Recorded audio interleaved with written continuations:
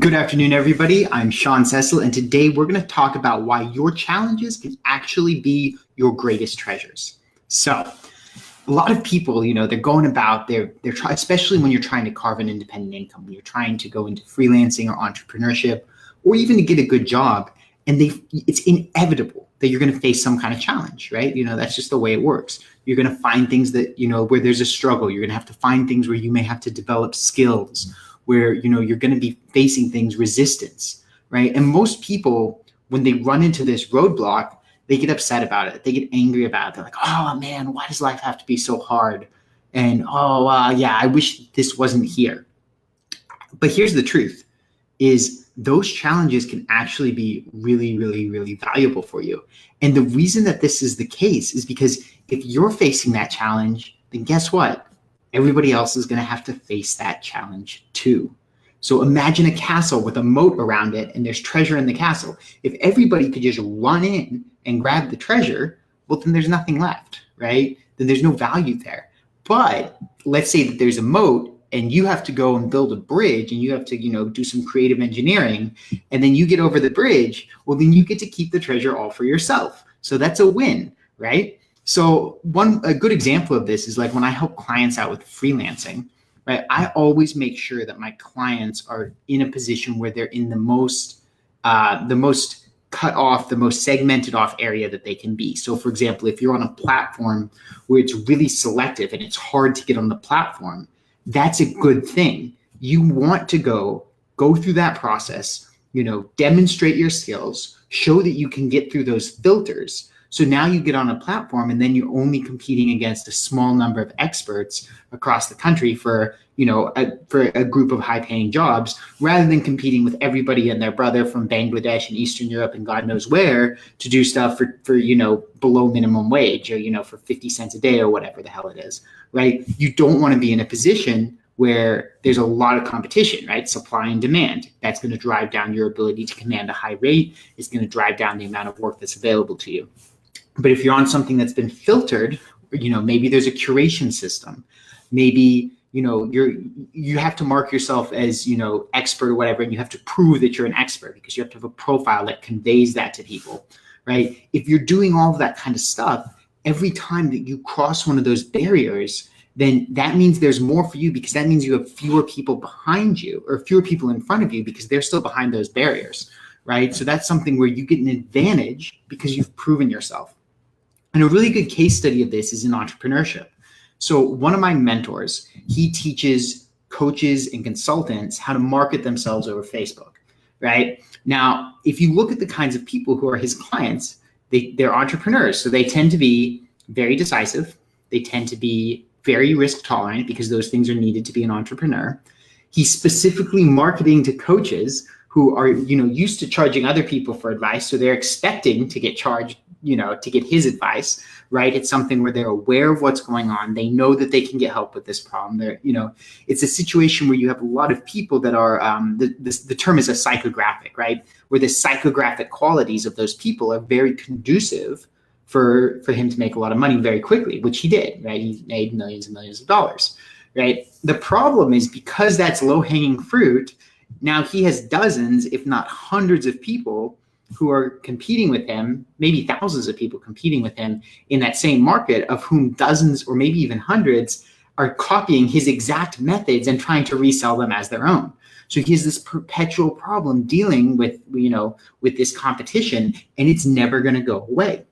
Right? Now let's compare that to me. So what I do is I help people who are in burnout jobs get out of those burnout jobs and build careers that really inspire them. So let's look at the type of people who are going to be my clients. Well, generally, if they've been in a burnout job for a long time and they haven't moved, then they tend to be risk averse, right? They tend to be people who are cautious about making decisions. They tend to be people who are in a position where they may not even be aware of coaching, and they're certainly not used to paying people for coaching, right? And they also, many times, if they've been there for years, then they've tricked themselves into thinking that the status quo is acceptable when it's really not. Or they've tricked themselves into thinking that there's no other choice because that's what they've been taught. This isn't a bad thing. It's just, this is just a reality, right? A lot of people think that there is no out.